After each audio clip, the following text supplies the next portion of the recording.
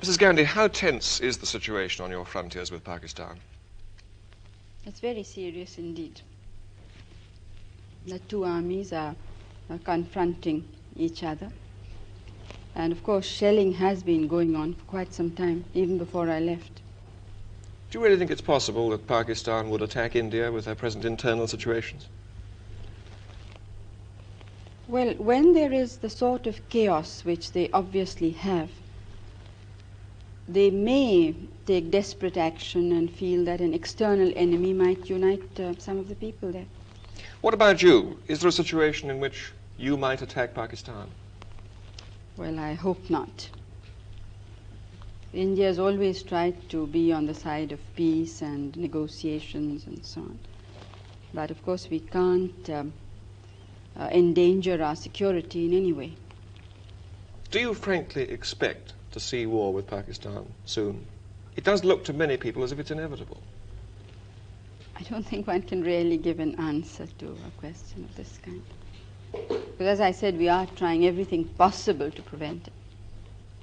Why have you not felt able to agree, as the Pakistani president has, and he suggested it, that you should withdraw some troops from your frontiers? Pakistan, as I moved its troops forward a considerable time before we did.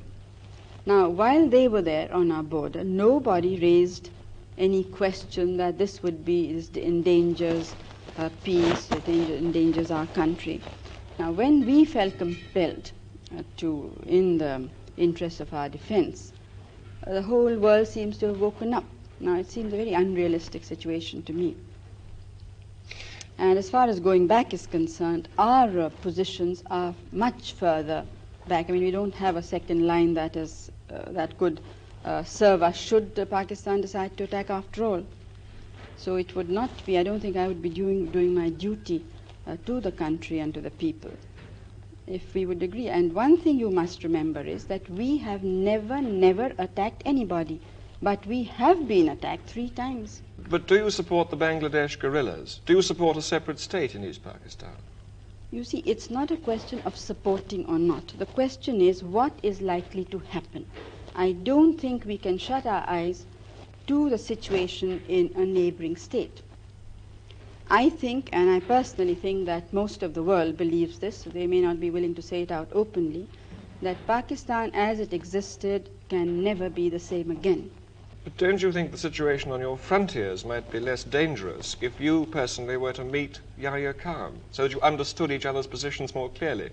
Have you read some of Yahya Khan, the president's speeches and interviews? Yes. Well, and do you still think it would serve a useful purpose? Maybe you would understand each other's positions on the frontier better. You'd understand why your troops are stationed there. No, I understand it perfectly well. There's absolutely no doubt in my mind.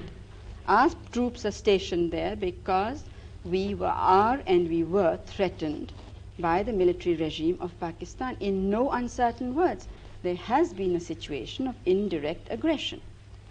And I don't think that you could point out to me any other head of government who in the present circumstances would have been so restrained, when the entire country is not restrained. I mean, it was great difficulty that we are holding the situation.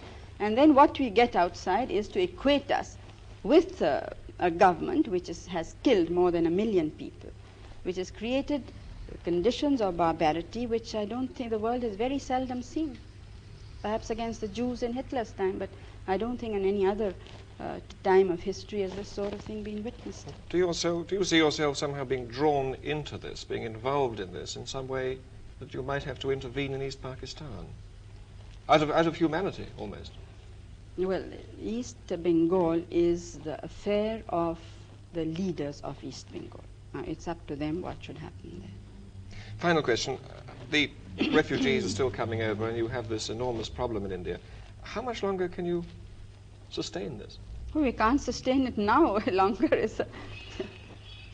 It's now for some months it really has been something that's, water going higher and higher. What are you going to do about it? Something will have to be done.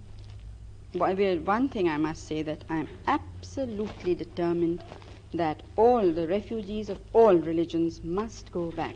We are not going to absorb them in our population. Would you have necessarily put them back by force?